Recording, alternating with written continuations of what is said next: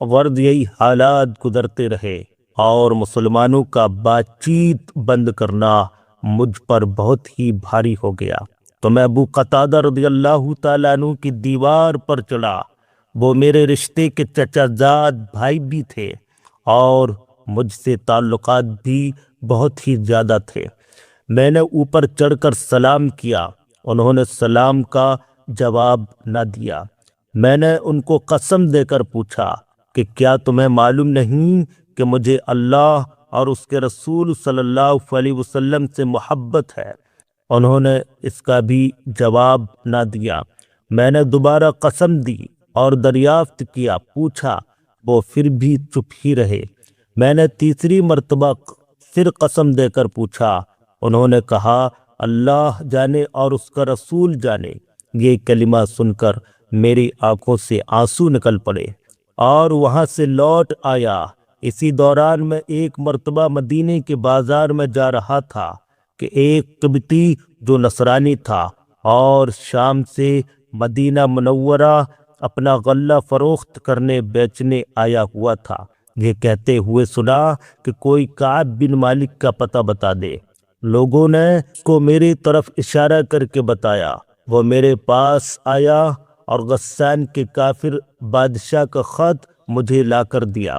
اس میں لکھا ہوا تھا، ہمیں معلوم ہوا کہ تمہارے آقا نے تم پر ظلم کر رکھا ہے، تمہیں اللہ ذلت کی جگہ نہ رکھے اور نہ ضائع برباد کرے، تم ہمارے پاس آ جاؤ، ہم تمہاری مدد کریں گے۔ دنیا کا قاعدہ ہوتا ہے کہ کسی بڑے کی طرف سے اگر چھوٹوں کو تنبیہ ہوتی ہے تو ان کو بہکانے والے اور زیادہ کھونے کی کوشش کیا کرتے ہیں اور خیر خواہ بن کر اس قسم کے الفاظ سے اشتعال دلایا ہی کرتے ہیں، بھڑکاتے ہیں۔ کعب رضی اللہ تعالیٰ عنہ کہتے ہیں کہ میں نے یہ خط پڑھ کر انا للہ و انا الیہ راجعون پڑھا کہ میری حالت یہاں تک پہنچ گئی کہ کافر بھی مجھ میں طمع لالچ دینے لگے اور مجھے اسلام تک سے ہٹانے کی تدبیریں سوچنے لگے۔ یہ ایک اور مصیبت آئی اور اس خط کو لے جا کر میں نے ایک تنور میں پھونک دیا اور حضور صلی اللہ علیہ وسلم سے جا کر عرض کیا، یا رسول اللہ، آپ کے ناراضی کی وجہ سے میری یہ حالت ہو گئی کہ کافر مجھ میں طمع کرنے لگے، کافر مجھے لالچ دینے لگے۔ اسی حالت میں 40 روز ہم پر گزرے تھے۔ حضور صلی اللہ علیہ وسلم کا قاصد میرے پاس حضور صلی اللہ علیہ وسلم کا یہ ارشاد والا لے کر آیا کہ اپنی بیوی کو بھی چھوڑ دو۔ میں نے دریافت کیا کہ کیا منشا، اس کو طلاق دے دوں؟ کہا، نہیں، بلکہ علیحدگی، جدائی اختیار کر لو۔ اور میرے دونوں ساتھیوں کے پاس بھی انہی قاصد کی معرفت یہی حکم پہنچا۔ میں نے اپنی بیوی سے کہہ دیا کہ تو اپنے میکے میں چلی جا، جب تک اللہ تعالی شانہ اس امر کا فیصلہ فرمائے، اس امر پر فیصلہ فرمائے وہیں رہنا۔ ہلال بن امیہ رضی اللہ تعالی عنہ کی بیوی حضور صلی اللہ علیہ وسلم کی خدمت میں حاضر ہوئیں اور عرض کیا کہ ہلال بالکل بوڑھے ہیں، کوئی خبر گیری کرنے والا نہ ہوا تو ہلاک ہو جائیں گے، اگر آپ اجازت مرحمت فرما دیں اور آپ کو گرانی، بوجھ، ناراضی نہ ہو تو میں کچھ کام کاج ان کا کر دیا کروں۔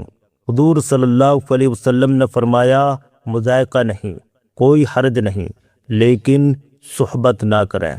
انہوں نے عرض کیا، یا رسول اللہ، اس چیز کی طرف تو ان کو میلان بھی نہیں ہوتا ہے۔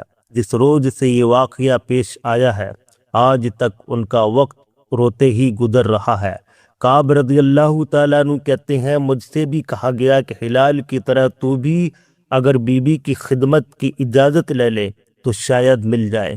میں نے کہا، وہ بوڑھے ہیں، میں جوان ہوں، نامعلوم مجھے کیا جواب ملے، اس لیے میں جرات نہیں کرتا، ہمت نہیں کرتا۔ غرض اسی حال میں 10 روز گزرے کہ ہم سے بات چیت، میل جول چھوڑے ہوئے پورے 50 دن گزر گئے اور 50ویں دن کی صبح کی نماز اپنے گھر کی چھت پر پڑھ کر میں نہایت غمگین بیٹھا ہوا تھا۔ زمین مجھ پر بالکل تنگ تھی اور زندگی دوبھر ہو رہی تھی۔ سلا پہاڑ کی چوٹی پر سے ایک زور سے چلانے والے نے آواز دی، کعب خوشخبری ہو تم کو۔ میں اتنا ہی سن کر سجدے میں گر گیا اور خوشی کے مارے رونے لگا اور سمجھا کہ تنگی دور ہو گئی۔ حضور صلی اللہ علیہ وسلم نے صبح کی نماز کے بعد ہماری معافی کا اعلان فرمایا، جس پر ایک شخص نے تو پہاڑ پر چڑھ کر زور سے آواز دی کہ وہ سب سے پہلے پہنچ گئی۔ اس کے بعد ایک صاحب گھوڑے پر سوار ہو کر بھاگے ہوئے آئے۔ جو کپڑے پہن رہا تھا وہ نکال کر بشارت دینے والے، خوشخبری دینے والے کی نظر وقف کر دیے۔ خدا کی قسم، ان دو کپڑوں کے سوا اور کوئی کپڑا اس وقت میری ملکیت میں نہ تھا، میرے پاس نہ تھا۔ اس کے بعد میں نے دو کپڑے مانگے ہوئے پہنے اور حضور صلی اللہ علیہ وسلم کی خدمت میں حاضر ہوا۔ اسی طرح میرے دونوں ساتھیوں کے پاس بھی خوشخبری لے کر لوگ گئے۔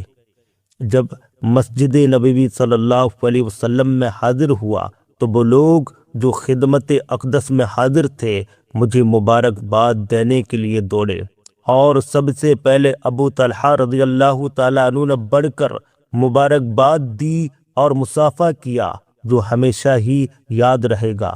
میں نے حضور کی بارگاہ میں جا کر سلام کیا تو چہرہ انور کھل رہا تھا، انوار خوشی کے چہرے سے ظاہر ہو رہے تھے۔ حضور اقدس صلی اللہ علیہ وسلم کا چہرہ مبارک خوشی کے وقت میں چاند کی طرح سے چمکنے لگتا تھا۔ میں نے عرض کیا، یا رسول اللہ، میری توبہ کی تکمیل یہ ہے کہ میری جائیداد جو ہے وہ سب اللہ کے راستے میں صدقہ ہے، کہ یہ ثروت، یہ خوشحالی ہی مصیبت کا سبب بنی تھی، اس مصیبت کا سبب بنی تھی۔ حضور صلی اللہ علیہ وسلم نے فرمایا کہ اس میں تنگی ہوگی، کچھ حصہ اپنے پاس بھی رہنے دو۔ میں نے عرض کیا کہ بہتر ہے خیبر کا حصہ رہنے دیا جائے، مجھے سچ ہی نے نجات دی ہے، اس لیے میں نے عہد کر لیا کہ ہمیشہ سچ بولوں گا۔ یہ صحابہ کرام کی اطاعت اور دینداری کا اور اللہ کی خوف کا نمونہ ہے کہ ہمیشہ جنگ میں یہ حضرات شریک رہے۔